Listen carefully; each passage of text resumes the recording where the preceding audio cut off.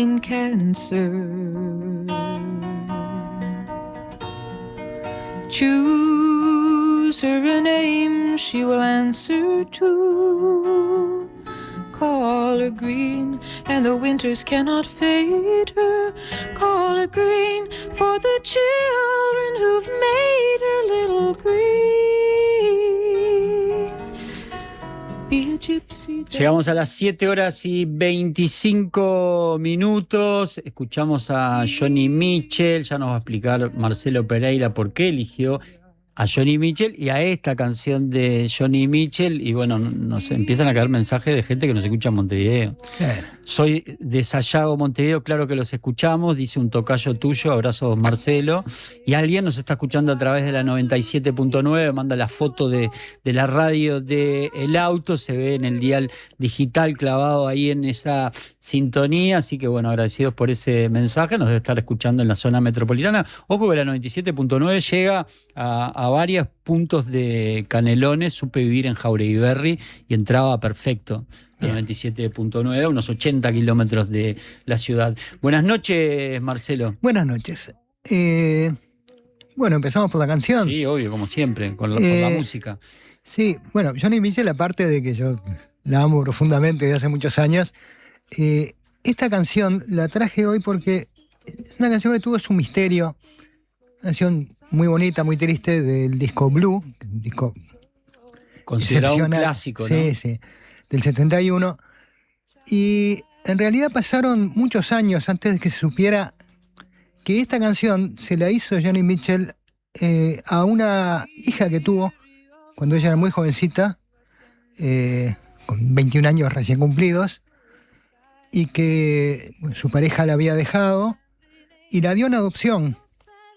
Y esta canción es para esa niña, imaginándose cómo puede ser su vida, deseándole que tenga una vida mejor, porque ella realmente estaba en una situación económica muy complicada cuando la dieron en adopción. Y pasaron muchos años, ahora uno lee la letra y se da cuenta, pero no se sabía. Y en un momento se filtró que había pasado eso, que ella tenía esa historia en su vida, y unos años después, 30 y pico de años después de que la dio en adopción, se reencontraron.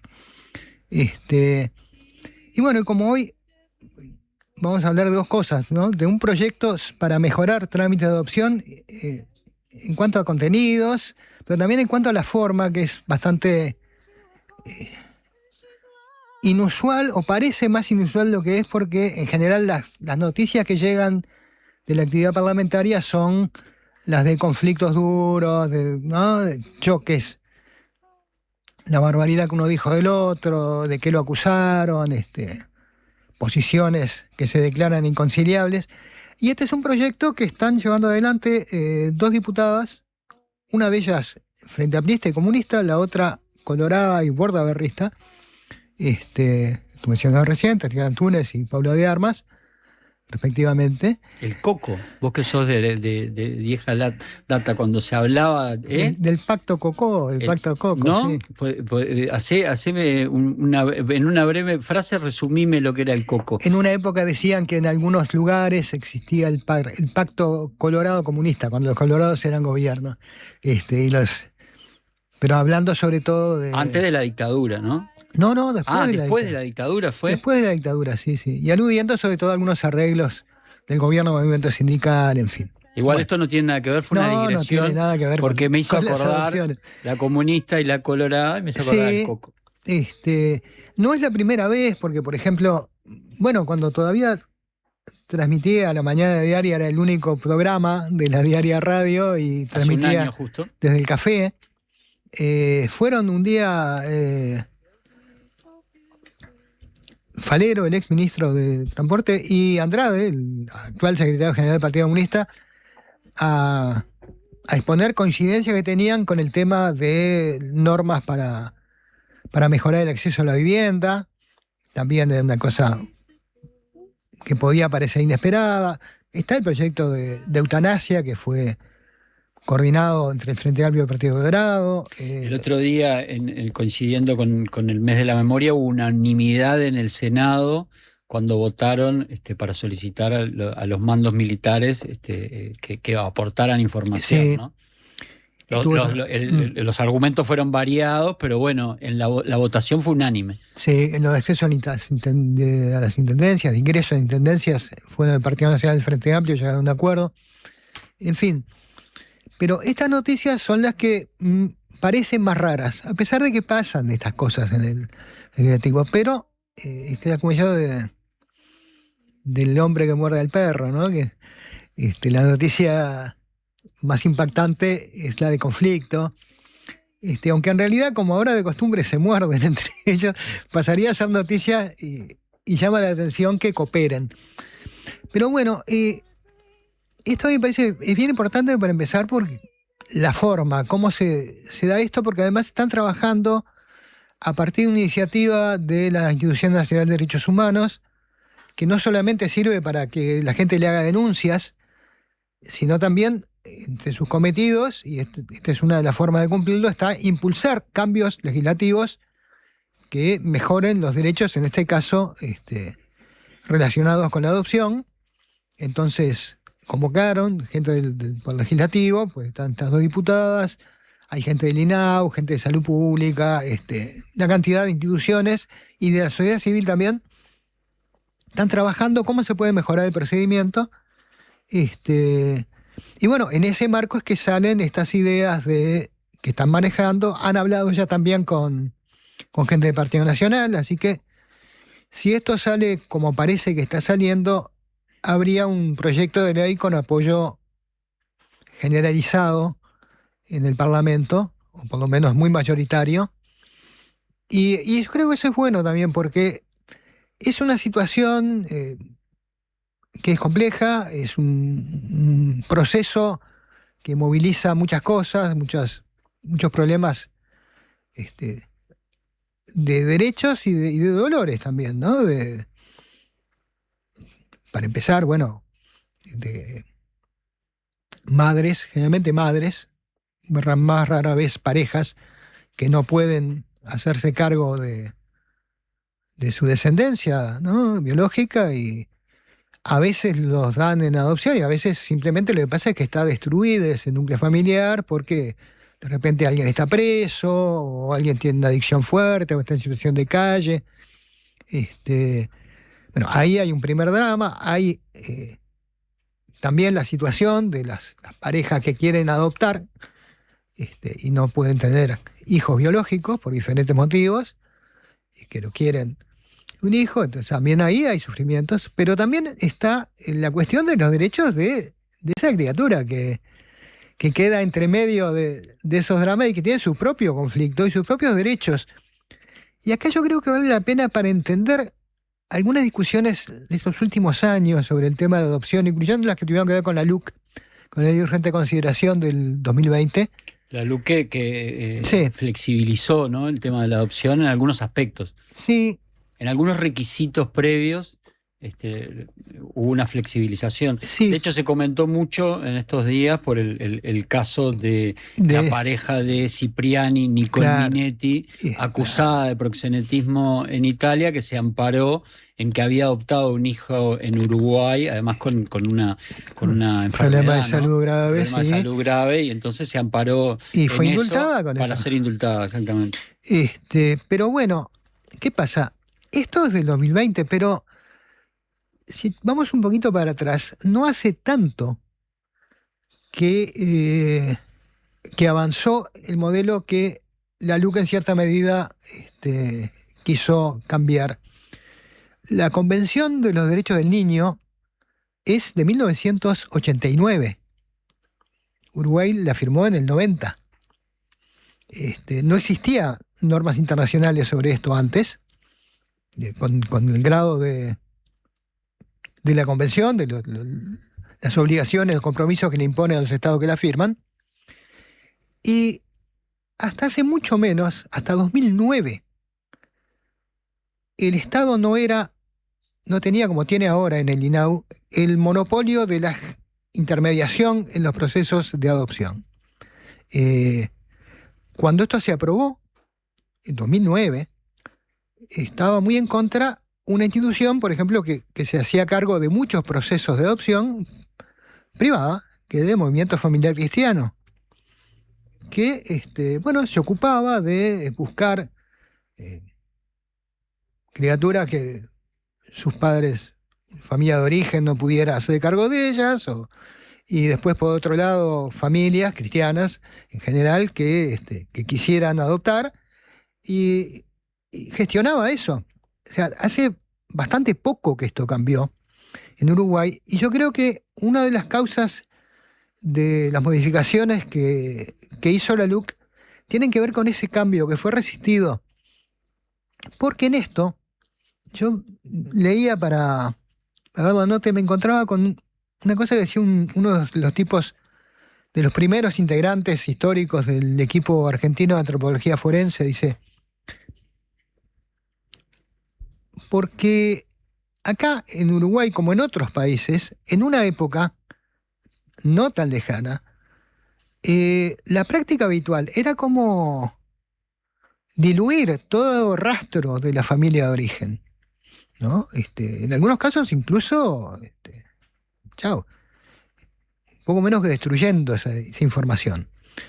Porque el Estado entendía que bueno, el Estado venía, se apropiaba, ¿no? Como que te expropiaran un niño, bueno, esto ya no tienes nada que ver, perdiste tus derechos, ahora yo me ocupo, yo veo a quién se lo encomiendo, y todo el proceso de los niños apropiados y niñas en las dictaduras, en realidad le hizo entender bastante a la gente, y sobre todo a la gente de izquierda, que esto era muy problemático, porque aparece la noción del derecho a la identidad de cualquier niña o niño, que implica que, bueno, que pueda saber, que no pase esa cosa clásica, ¿no? De que el niño o la niña no saben que son que vienen de una adopción, que creen que son hijos biológicos. Y además acá en el proyecto está interesante porque además está muy bien fundamentado para alguien que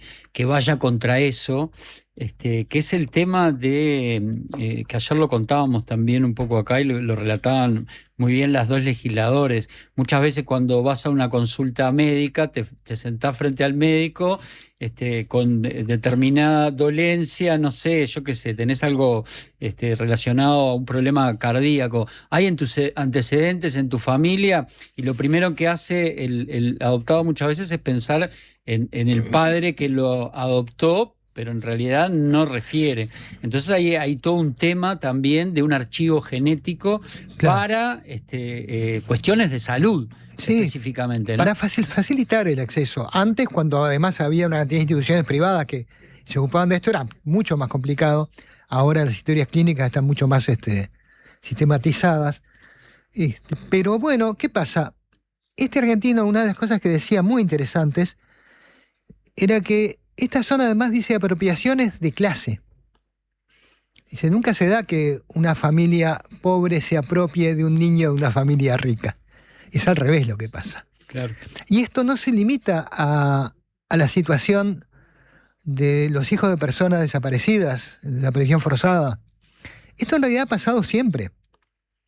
Y a veces, o sea, es un tránsito desde las familias más pobres hacia las más ricas, de las menos poderosas a las más poderosas.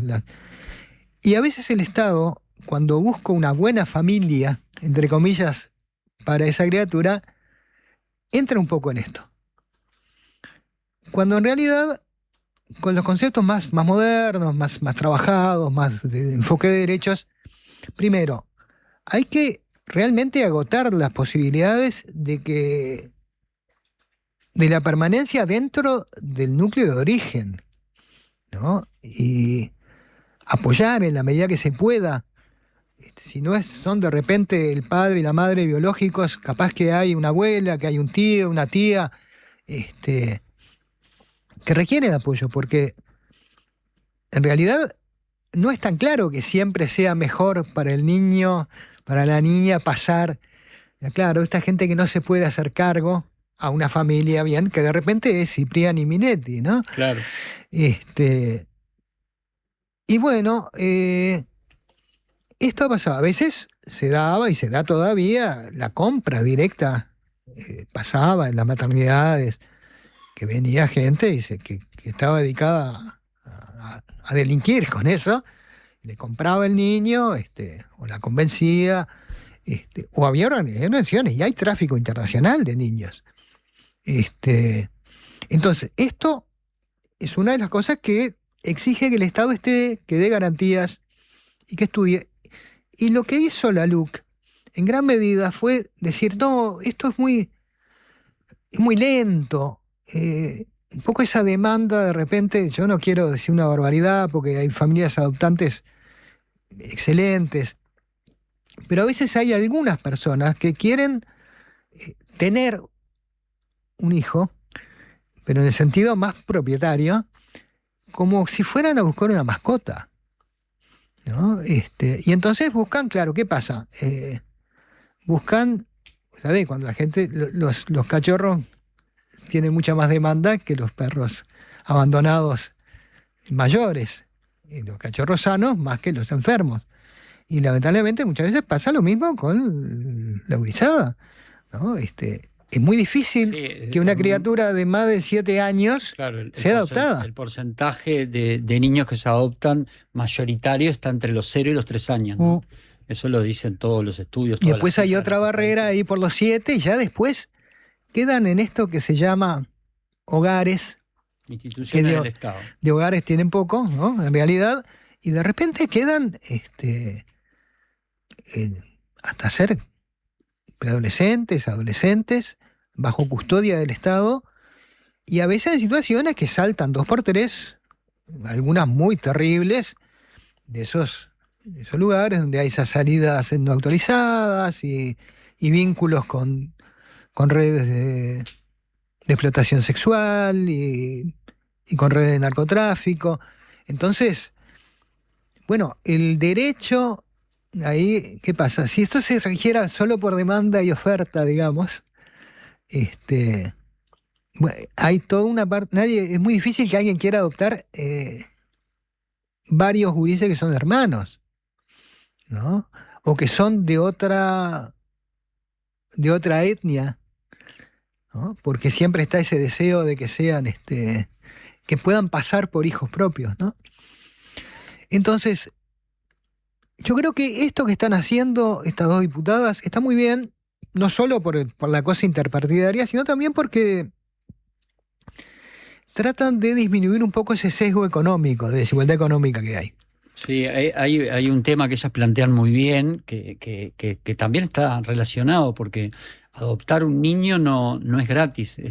Ellas cuentan que una de las primeras situaciones que las motiva a meterse en el tema es que conocieron un profesor de literatura que las fue a visitar por otros temas y que les contó que había adoptado y que estaba en esa situación, y que en los diferentes juicios que tenía porque esto tiene que pasar por un juez, hay un abogado para el niño, hay un abogado para la familia que adopta, hay un abogado para la familia de origen. Cuando hay familia o la madre. En este caso, la familia adoptante se iba a gastar unos $4.000 en un juicio, que es una cifra que de repente no la puede pagar cualquiera, porque además tenés que presentar una buena vivienda, tenés que darle un buen cuarto, un cuarto individual para ese niño que va a llegar, ¿no? Y también el proyecto de ley tiende a meterse en ese tema que muchas veces ni se habla, ¿no? Están esos gastos, están los traslados, que son un problema económico también, y laboral. Gente que vive en el interior, claro, porque que tiene que venir a Montevideo con la centralidad que tiene Montevideo. Hacer talleres, que está muy bien que se hagan, porque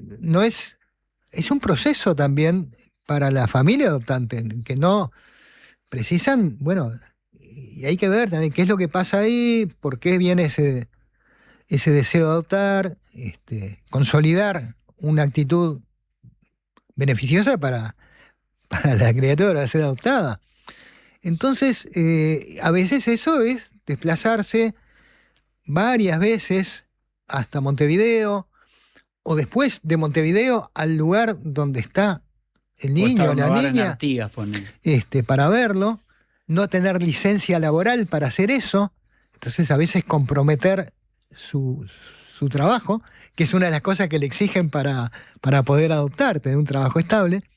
Entonces, está muy bien eso, que se busque trabajar por este lado. Creo que hay otras cosas que hay que trabajar acá que va a ser más difícil.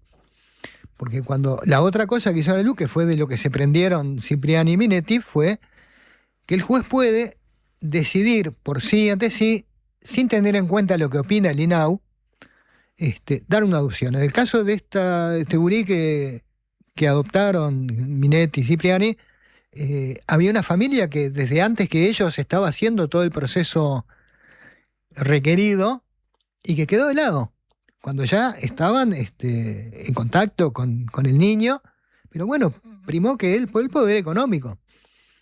Entonces, este tipo de cosas, yo entiendo que la diputada de Armas lo dijo cuando fue entrevistada acá, y ya no quiere subirse a modificaciones de lo que dispuso la LUC.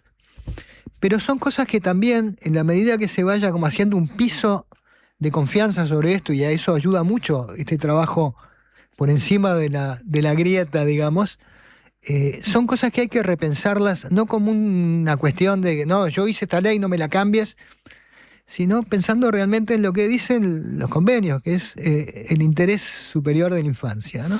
Bien, te despido, Marcelo, con un mensaje que nos manda el Chelo, que es al lugar, la observación. Además, él tiene experiencia, porque aquí lo cuenta. Se debe aclarar que las razones de decidir vincular a un niño o una niña por adopción sean solo por no poder concebir biológicamente. Tiene razón, hay gente que tiene hijos. No, capaz que lo deslizamos en la charla al pasar, o sea que es bueno el apunte que nos hace el Chelo. Gente tiene hijos y adopta. Claro, y bueno, y cuenta un poco su caso. Lo tengo por acá, junto a mi pareja, como otros y otras, pasamos 3 años para vincular a un niño de 5 años. No fue por problemas de concepción, y con respecto a la etnia se piensa más en el niño y no es por desinterés de los adultos. Se piensa de cómo se puede sentir ese niño en una familia muy diferente de color de piel, agregando todas las cargas emocionales que puede traer ese niño de su origen, historia de vida. Es la opinión, entonces, la opinión y la experiencia de Chelo, al cual le agradecemos el mensaje. Sí, es re complejo, re delicado. Siempre digo, son cosas que hay que pensarlas bien y no con una banderita de mi partido, entonces no me cambies lo que yo hice. Hay cosas en juego mucho más importantes. Marcelo, muchas gracias, como siempre. Nos vemos el jueves. El jueves nos vemos aquí en el estudio de la Diaria Radio.